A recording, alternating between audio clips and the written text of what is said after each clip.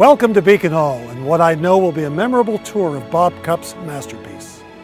My name is Phil Hardy and I've had the distinct pleasure of representing this club and course as Director of Golf for 30 years and now as Membership Director. The following video will give you some insight into the magic of Beacon Hall and the diversity of two distinctly different 9-hole experiences as you play a front nine reminiscent of the Carolinas and then are transported on the back nine to the links courses of the United Kingdom. So join me for what we hope will be a memorable experience that will inspire all of your golfing senses.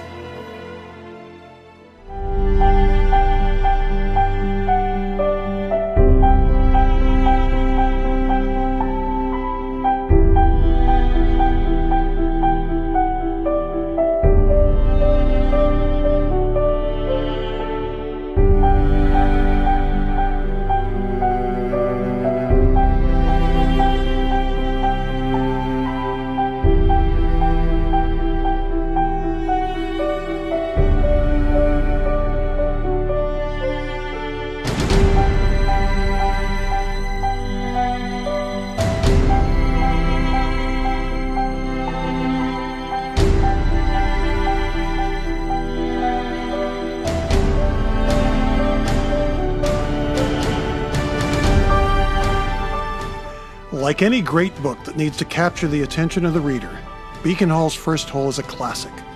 The elevated tee allows the golfer to see exactly what is in front of them, starting with a reasonable carryover fescue. While driver is the normal club of choice, a shorter tee shot can catch a downslope just over the fescue. The pin position will determine the optimum side of the fairway to be on. A back left pin creates an advantage from the right of the fairway and vice versa. The green is perched with a false front rejecting shots that are short. Bluegrass depressions guard both sides of the green, making the second shot very critical. Being a little defensive and avoiding short-siding yourself will often lead to an easy two-putt or pitch shot.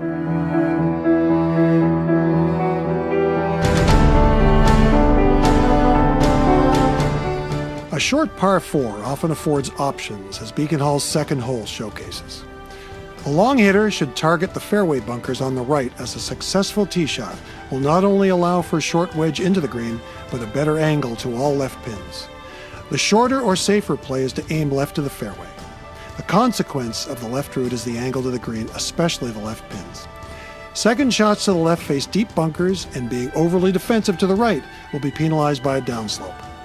The green is bisected by a rise that makes two-putting difficult if the second shot is short or long of the pin.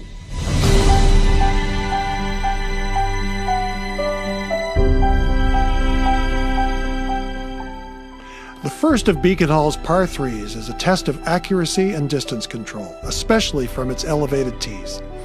If you are off a little on your distance, a deep bunker awaits the short ball. Long in the back bunker will grab you, leaving a downhill bunker shot. Not anyone's favorite. Wide shots should favor the left, as a steep slope and fescue await the errant shot to the right. The steeply sloped left side of the green will repel anything short left and will send it to the fairway below. The right pin is a true test of shot making.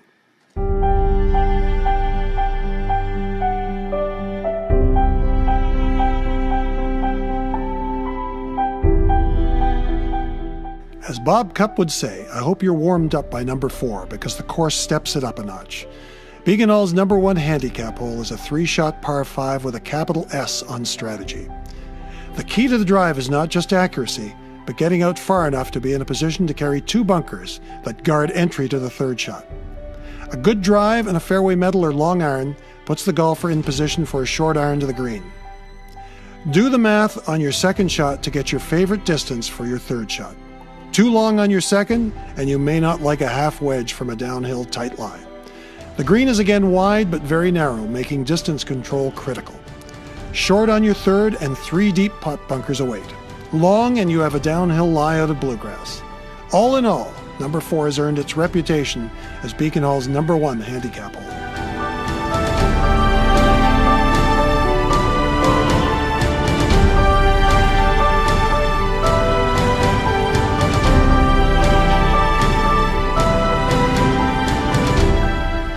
The par 4 fifth is a layup hole for long hitters. The fairway ends at about 240 yards, where the perfect landing area is notched between a slope on the right and a fairway bunker on the left. Accomplishing the first test allows the player a perfect view of the green 50 feet below and a 150 to 160 yard shot. Short off the tee will leave a much longer blind shot that inevitably plays havoc on the mind. The green is flanked by a large fescue-laden hill on the right that unfortunately swallows balls rather than caroms them, and on the left by a large bunker. The green slopes from back to front.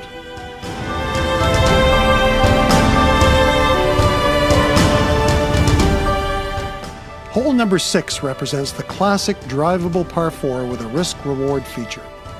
A line to the green off the tee requires a forced carry over marsh. Carry distances range from 270 yards from the championship markers to 175 yards from the yellow markers, giving all golfers a realistic opportunity to go for the green. For the vast majority of mortals, the right or safer route off the tee will leave anywhere from 100 to 150 yards to the green. The green opens from front left to back right in line with the longer tees. Assessing the pin placement before teeing off is wise given the many options that this short par 4 has to offer.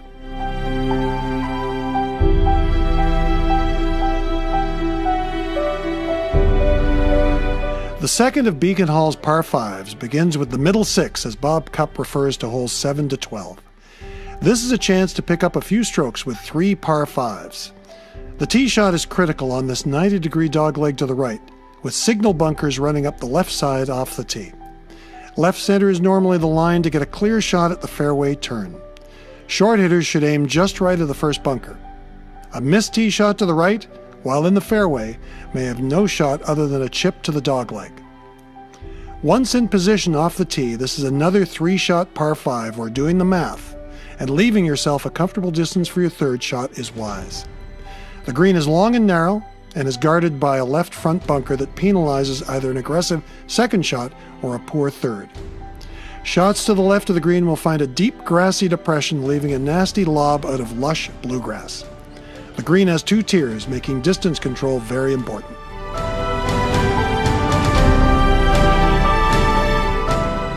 While number 8 is Beacon Hall's shortest par 3, water has always played a big role in the psyche of a golfer, making the land to the right seem more inviting.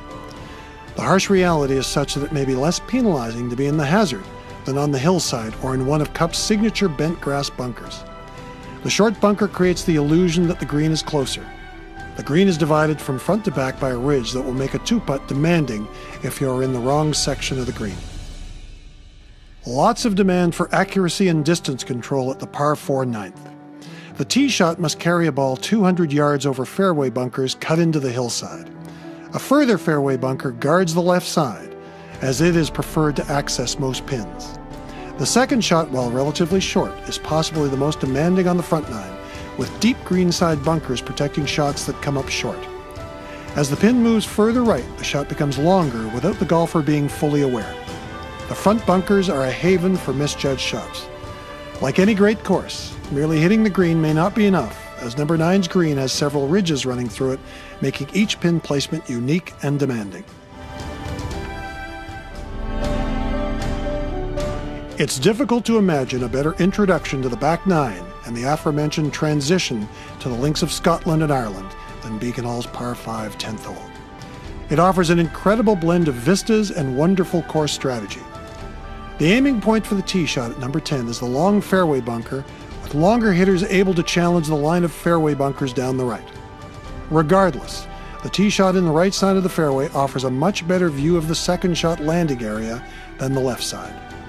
The successful second shot should not only find the fairway in front of the pond that guards the green, it also needs to find the comfortable yardage for the third shot.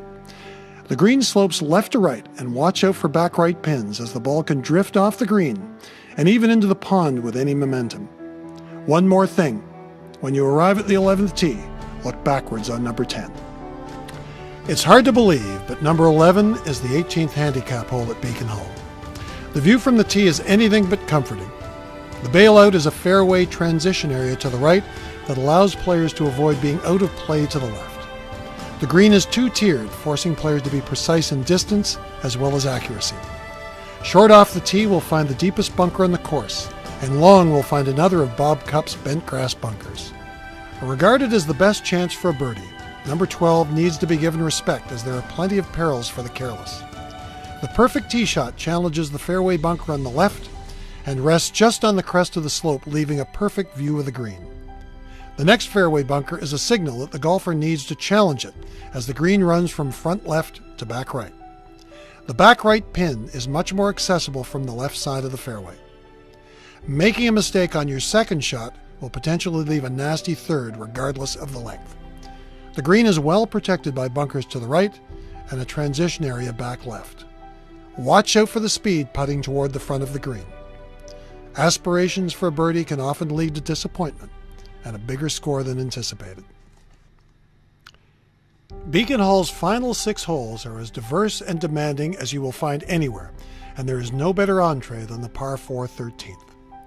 This historic hole was the site for many of the Toronto and North York horse shows. The fairway bunkers on the left again signal that the optimum second shot vantage point is from the left. Long hitters can drive over the first jump to the right side of the fairway, but a slight push will end up in an area of bluegrass moguls. The green runs significantly from front left to back right, with the signature pin being the back right position. The pond to the right of the green is the primary hazard to avoid, but if you are too cautious, 2 bunkers await the cowardly, including a deep pot back left. 4 is always a good score at the 13th. The expanse of the hole and the width of the green creates a comfortable feeling, but don't be fooled. The par 3 14th is a tough par with fescue to the right and a valley of sin-like drop-off in the left front section of the green. While rare, a shot over the green will find deep grassy depressions that will make the chip shot to the green sloping away from you very demanding.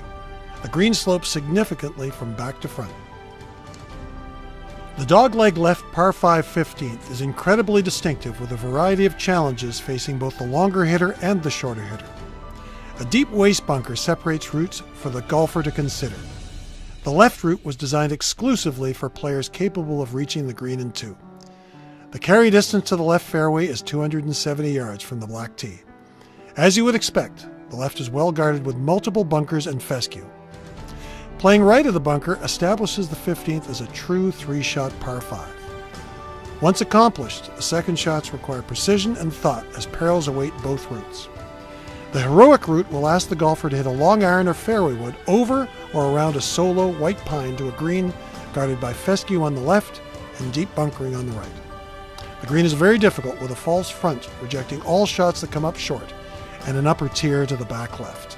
Consistently regarded as one of the best 18 holes in Canada, Beacon Hall's par 3 16th is the big ticket. At 223 yards, this is a very demanding par 3 for even the elite player. Distance control is again imperative as short and long have their own inherent problems. With a fescue-laden hillside and gaping bunkers short, the tee shot is sometimes better served to the left, to a fairway that offers unobstructed entry to the green. Too long and 2 bunkers await to make backpins virtually impossible to get close to. Par is definitely a good score here. While the 17th is the best chance for a birdie in the final 6 holes, don't be fooled by its shortish length. The tee shot must be threaded between a prominent hill with trees and fescue on the left and a deep valley of fescue on the right. Depending on the pin position, the conservative play off the tee may be wise, but the longer the second shot, the greater the potential for failure. The green runs from front right to back left, with the back left pin being longer than it looks. The second shot must be precise, with a water hazard penalizing shots short left and a deep bunker gathering most shots long. Don't get too cocky about number 17. Hole number 18 is the culmination of Beacon Hall's 2 experiences. The tee shot showcases the finish to the links of the back 9, and the second shot reminds us of the Carolinas and the front 9. As has been the case throughout the course, Bob Cupp offers a couple of choices off the tee. For the medium hitter, a plateau awaits to offer the golfer 175 yards to an elevated green. For the long hitter, there's a chance to carry the dogleg. The gamble involves carrying tall white pines at the corner. The second shot is uphill to a green with tiers back left and right.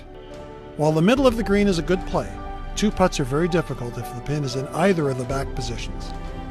Short left coming into the green will find one of 3 bunkers, and right will find a single bunker that seems to attract balls like a magnet.